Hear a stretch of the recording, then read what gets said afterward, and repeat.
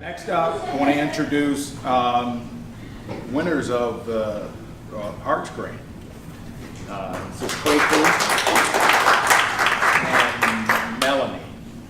I'll let you guys talk about yourselves, but I was really impressed when I met these guys.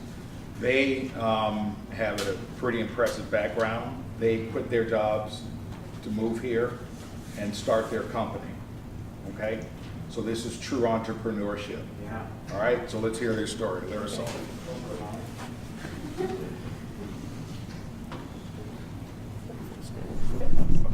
Hello, everybody, and thanks for having us. My name is Kwaku Owusu. I'm the CEO of Ilerasoft. And I'm Melanie Igwe, and I'm the CCO of Ilerasoft. And we're here to talk to you about our company. Before we do that, we'd like to tell you a little bit about our backgrounds and our team, the makeup of our team. So I used to work as a healthcare consultant in New York, and I used to work in a pretty large system. And one of the things that I noticed was massive waste around medical equipment use. So I noticed that one hospital in our system will rent equipment, often at a premium, from a rental firm when that same equipment is sitting in another department or in another hospital just gathering dust, and nobody can really, there's no visibility in hospitals to medical equipment. I looked at that and I'm like, this is pretty inefficient. There's gotta be a better way.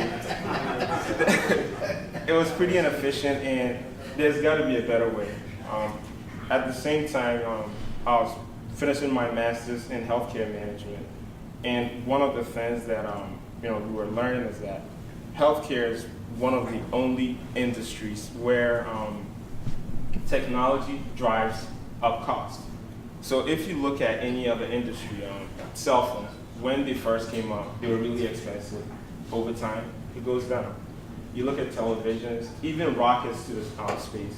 What Elon Musk is doing, $60 million to send one of his rockets to space, when maybe 5-10 years ago, it would have been like $300 million. So technology always brings down costs, except for healthcare. It didn't make any sense to me. I finished my master's. I left consulting and moved into the tech space, and I was overseeing operations for a pretty large company, and it was really, really complex. And I always remembered, while I was working in consulting, I kept hearing how complex hospitals are. Hospitals are complex beasts. Hospitals are very, very, it takes a lot to run a hospital. But at the same time, I was in global operations for Hewlett Packard. And when I started working there, they had over 380,000 employees. And I was like, there's no way running a system can be as complex as running a $115 billion company. So if they can do it at HP, we can do it in healthcare. I liked it.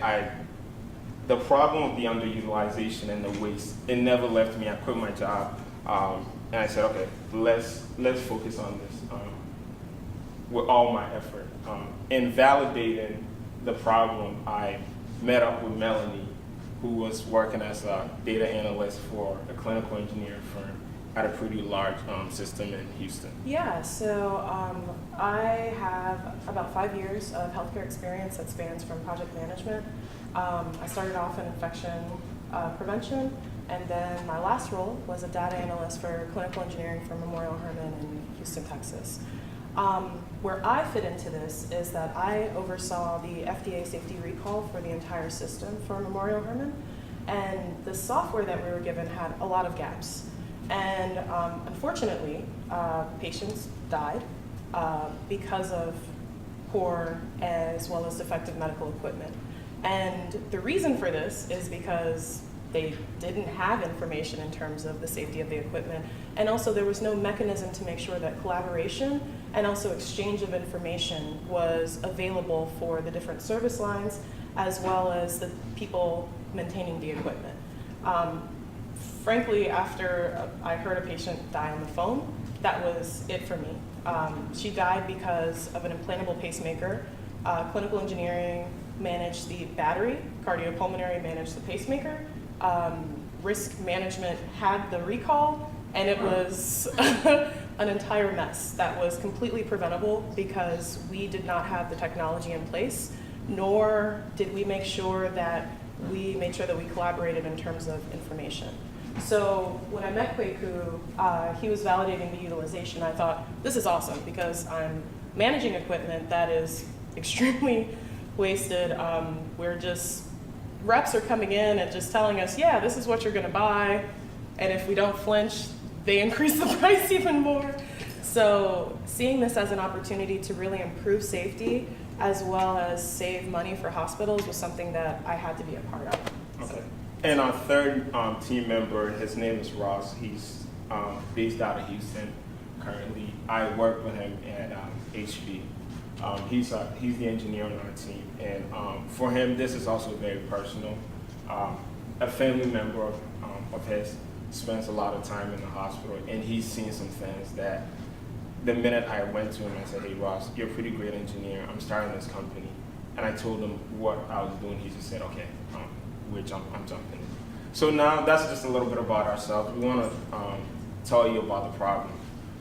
So right now, there's really no centralized solution to comprehensively manage equipment utilization, safety recall, and data on one platform.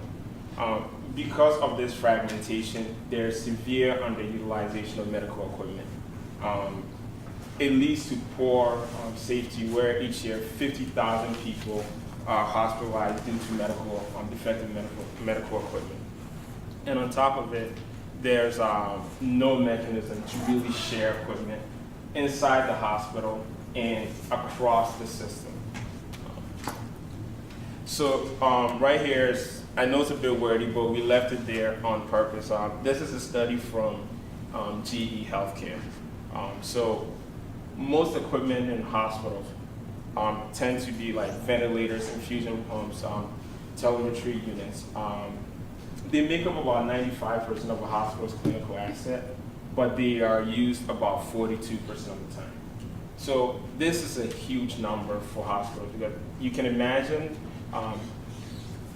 95% of your assets sit there and they do not get used. And this 42%, you cannot think of it in the way that you think of a car, right? Because we're talking about the utilization. Whereas Uber's whole proposition was that a car is used only 4% of the time, but the other 96% of the time is sitting there. That's a bit different than this. This is actual, it could have been used more, right? It just didn't get used, versus I'm at work and my car is sitting there. To the right and to your left is the increase in safety concerns. This is a graph from the Wall Street Journal, and it's just showing that as more equipment are introduced to the hospital, the defective rate is increasing. So our solution is really simple. If the issue is fragmentation, then the solution is consolidation, right? So we centralize all equipment data system-wide on one platform. I'm just going to go into a little bit of how we do it. So we come into your health system and we stack our software on top of the individual databases at the hospital level, or even the department level, depending on how the hospital is organized. Then we pool all that data on one platform. Once you have that data on one platform for a global view, you can do some really cool things with that data. The three areas that we chose to focus on was utilization management, FDA safety recall management, and sharing. So this is how we do, right? We stack on top of your existing asset tracking database. And our FDA safety recall is truly innovative, right? We have a real-time link and alert to the FDA. So the current market leader is Rasmus. If there are any clinical engineers here, the name Rasmus makes you want to jump out a window. She will test. Yeah, so I'll take over this part. So yeah, so it'll drive you crazy because what it does is it's just an email notification. So imagine you have, I don't know, let's say your system like Barnes. You have 80,000 pieces of equipment.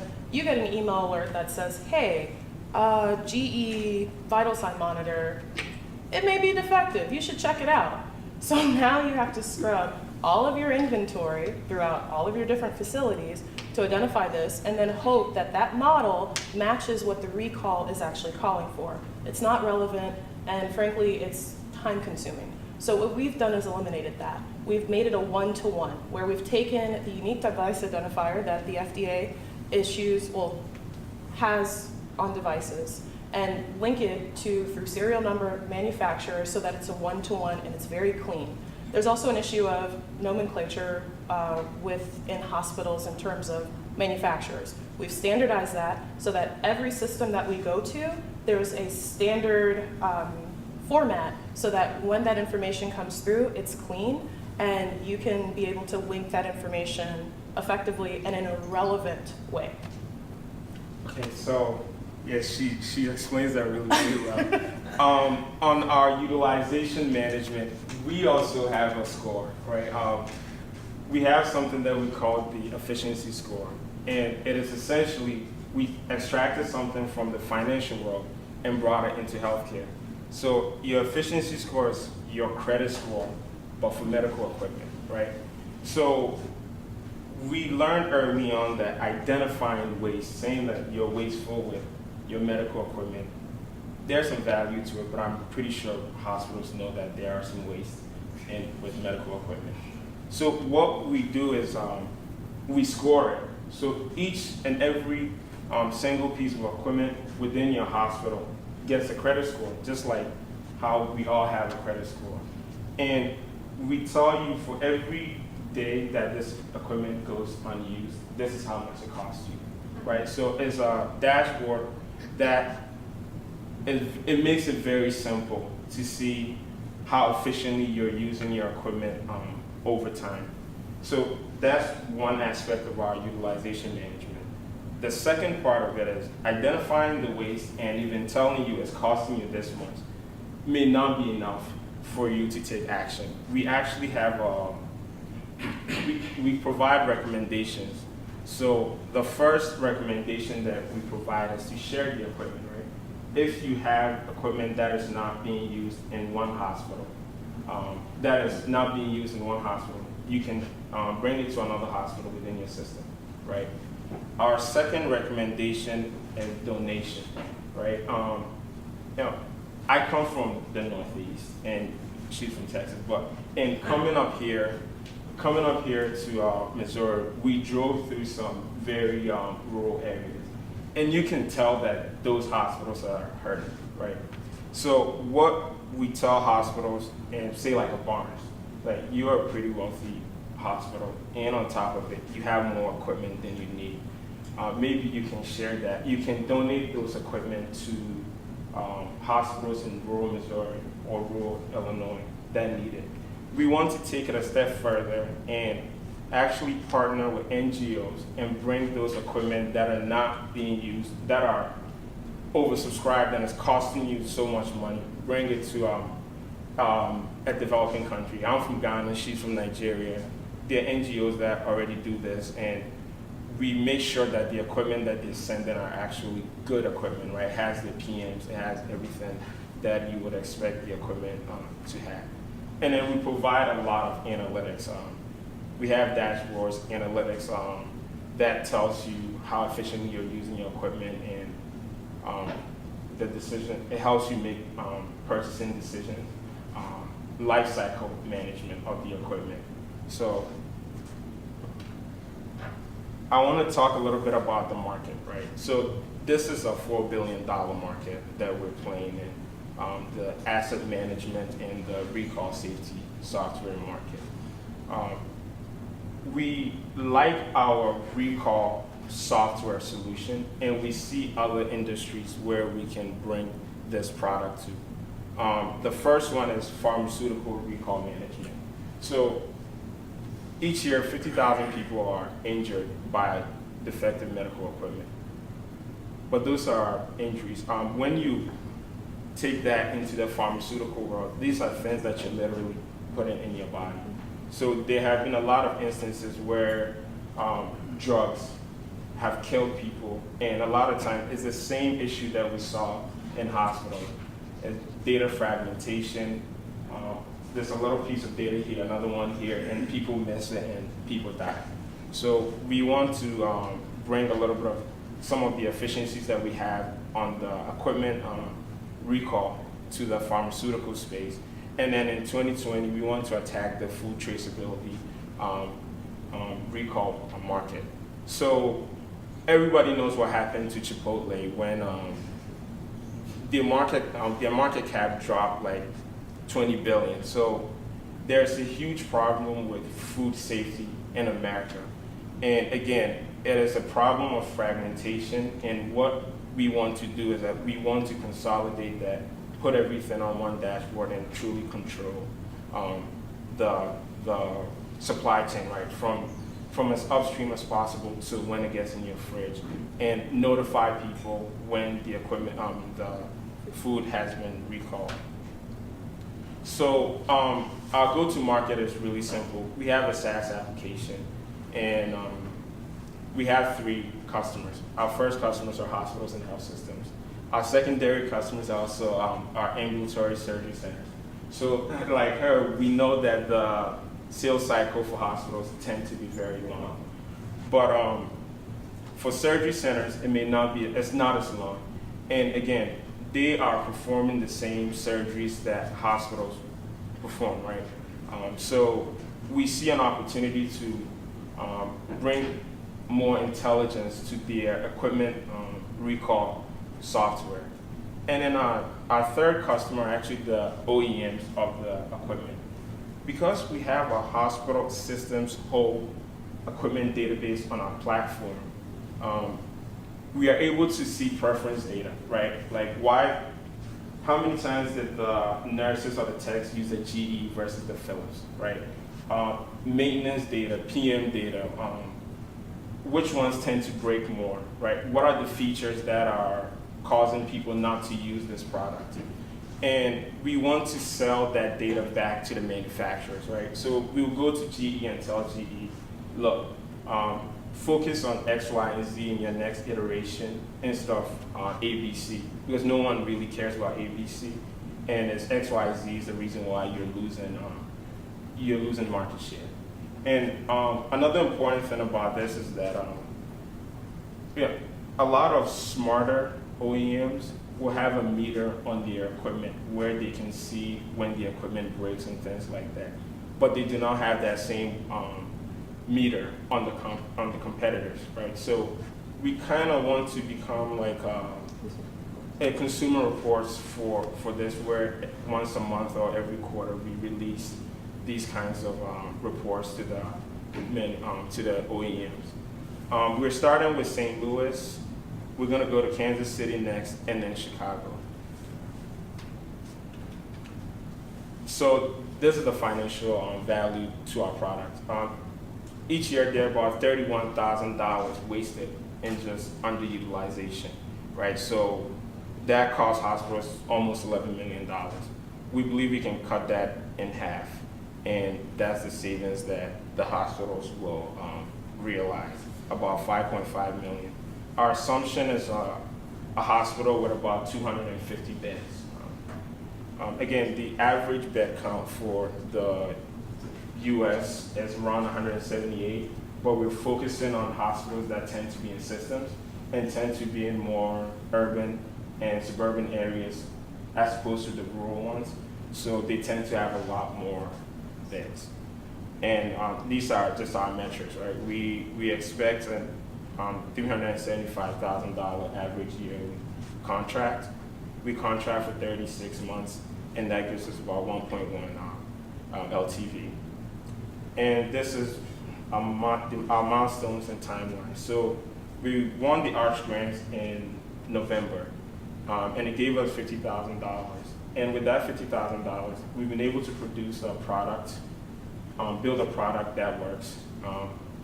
We've been able to talked to all the hospital systems here in the St. Louis area, and we have a co-development going with a pretty large system on our safety product, and that should be wrapping up pretty soon. We've met with some of the hospitals here that are really interested in our data centralization and utilization management. We've gone to the FDA and spoke on how our product is actually going to improve equipment surveillance. This is a big issue that the FDA has realized that it needs to be solved. So we went there and they liked our approach, and they further invited us to join this Learning UDI community, which is made up of academics, innovators, startups that are going to change the way we provide surveillance on medical equipment. We are looking to launch our full product, which includes the recall safety and the utilization management in a few months. And again, this is our team. I'm Kwaku, Melanie, and Ross is not here right now, but he's here in spirit. Thank you very much. Thank you.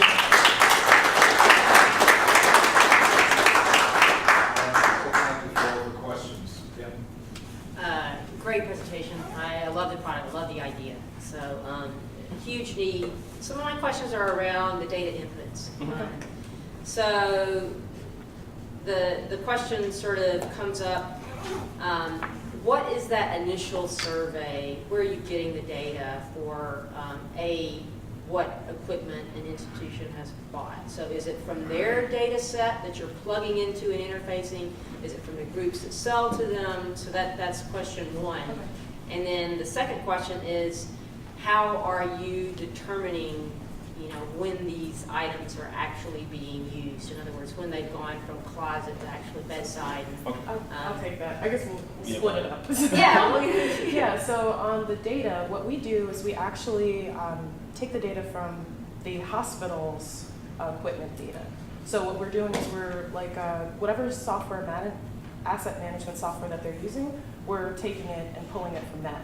And how accurate are those? And so I've never done that. Yeah, so as working as a data analyst, there are some inconsistencies, and that's the great thing with what we're doing with the safety is that we're cleaning that out. So in terms of the nomenclature, because that's really where the barriers come in, because with respect to nomenclature, there can be like a lot of subsidiaries.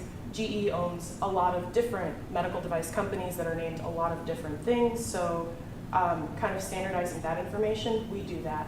But we take their data from their clinical engineering and pull it into our software with that. As far as tracking the equipment, so there are two ways to track the equipment. If the hospital has an RTLS system, we tap into the RTLS system. And RTLS is real-time location system, right? And it can be Wi-Fi, Bluetooth, it can be infrared, which is really old, and it can be NFC, right? So we tap into the RTLS system in the hospital, and we actually come to the hospital and create zones within the hospital, right? So we create a zone and say, this is a surgery room A zone, this is a closet, and this is a hallway.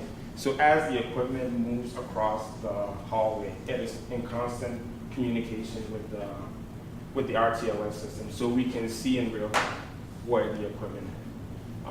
The RTLS systems have been in products for how long? For how many years? For like 5 years? Around that. Yeah, 5 to 7 years. They've been around for about 5 to 7 years, but the thing is that most hospitals are moving to an RTLS system, right? So where the hospital does not have an RTLS system, we use a combination of QR codes where they scan the equipment before they use it and after they use it, and our algorithm is smart enough that it can tell the location, right? Based on, it can tell the location of the equipment based on where it is scanned, and we take that data and we feed it into our efficiency score.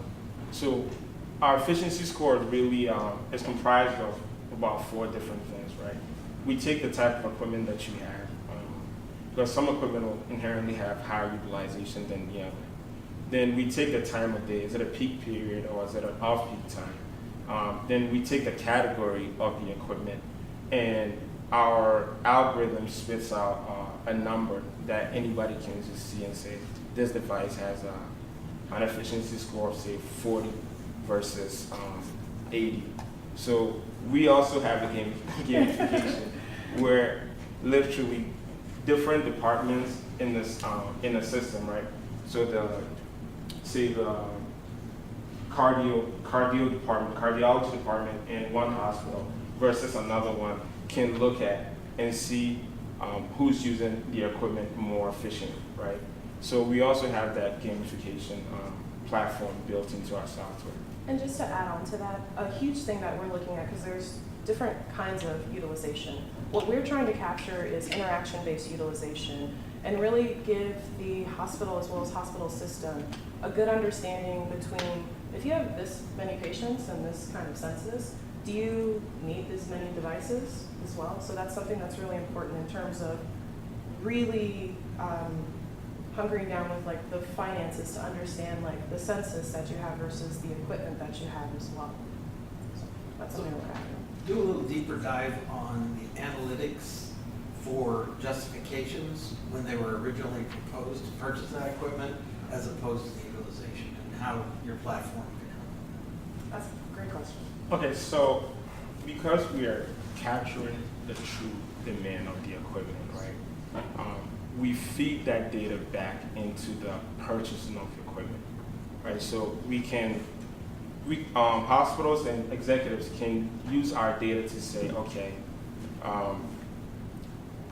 this is how much we really use our equipment, right? And this is how many times GE broke versus Philips, right? So maybe we should focus on purchasing the one that did not break as much, right?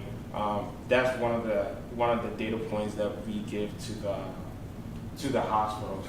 Another thing that we do is we have a lot of analytics on the use, right? The preference of the equipment versus versus the status quo, right?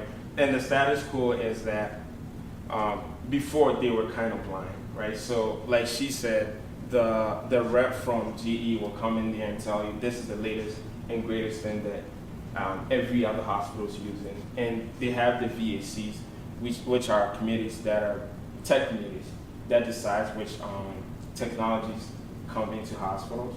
And the VACs take a long time to decide because they do not have that same level of information that we give them. It is partly why the sales cycle for hospitals is so long when you're selling technology, because they spend a lot of time trying to decipher, is this equipment good for my population? Does it break a lot? What is the maintenance history on this, right? Because we have actual use data, we can take that data and give it back to the hospital, so that when they're making that purchasing decision, they have parity with the manufacturers and they can speak from a place of authority. Would it be beneficial at all for you guys to have a conversation with the company selling the equipment to show, this has been the utilization, this is the data, we can maybe sell you some type of report so that you can compare it to the product that you're sending out, so that if they know product A is breaking for product B they're just not using, then they can maybe alter the way that they sell to these? Yeah, that's an excellent point, and that's what we're doing with the preference data. So what we want to do is take the whole life cycle history, and what we mean by that is repairs from the time that it came into the facility until the time that it's out of support. We monitor all of that, as well as how it's being used and how it actually functions in the facility that it's in. So taking all of that data, aggregating it, and giving that back to manufacturers, the ones that are going in and selling it, and saying, hey, look, so you should really focus on this, and actually these devices will be out of support in maybe 3 years, so maybe you should ramp up your efforts with pushing your next generation of this, because these devices will not be there. So yeah, that's an excellent point, and that's what we plan to do with the preference as well as the data that we're capturing from the break-fix reports of the equipment. So piggybacking on that one, even, because the correlation in our field would be trying to monitor our application with when a new drug goes in market, right? So for that sort of same kind of concept, the corollary in yours would be when a new company is launching a new device. So you're going to have the averages, right? Right. For what's out there, and they could then say, hey, we're above the benchmark average, you know, as they sort of launch, and as a new company just starting out, I mean, I don't know how to get, you know, you were talking about these sort of dollars, you might even be able to get funding from them, right? So I'm sure you probably thought of that. I mean, I don't know, you kind of went through a competitor. I mean, how many, is there only one competitor? Okay. No, so we have a So- unique landscape where we Yeah. bundled a lot of different functionalities for medical equipment management into one software. So Okay. we technically have 3 competitors that have each of them having 30% of the market. Of So the functionality. of the functionality different market. functionalities. Right, so there's Ames with their asset management software. There's Rasmus, which is the safety portion of it. And then we also tie in AeroScout as well. They are an RTLS, they're more in the hardware space, but they have a software for their hardware that I'm not a fan of because I used it. But yeah, so those are our competitors. So we're, So it's they're a more little, mature. This yeah. hasn't been out before. Yes, yeah, so like she said, the way that we market our product is the same way that Microsoft markets the Office suite, right? To some people, Excel is everything, but you can't get Excel on its own. You get Excel, you get Word, you get PowerPoint, you get Access, right? And the point of that is that you're going to need this for your Office suite, for your productivity. We see that same parallel around medical equipment, right? So for some people, the utilization management may be a big deal in a different department. But for another department, the safety recall may be the better, like what they really want. But we bundle everything in a way that you can't get one without the other, and we see a multiplier effect in that. Another big issue for digital health is that there's just too many software in hospitals, and nobody really wants yet another software. So part of where we see ourselves going in the future is that we want to own the medical equipment space, right? So from the decision to buy the equipment, to the use of the equipment, to the safety of the equipment, to the threat and vulnerability of the equipment, right? With regards to hacking. We want to control that whole stream from the top to the bottom. On the care delivery side, we've seen Epic has done a pretty good job of just owning the market, right? On the equipment side, nobody really owns that market. And we think that that can be us, right? We want to be the owners of that market. When you think of medical equipment, you should automatically think of Ilerasoft. The same way when you think of EHR, you think of Epic. We knew you win. When you were just young ones. All right. Any other questions, comments? What does Ilera mean? Oh, so again, we're both from West Africa, and when we were formulating the name, Ilera means be well, be healthy, do well. But the reason I'm from Ghana, she's from Nigeria, but there's a pan-West African language that we all speak to a certain degree in each country. So I took the word that was should be familiar to most West Africans, and we took Ilerasoft Healthcare. Yep.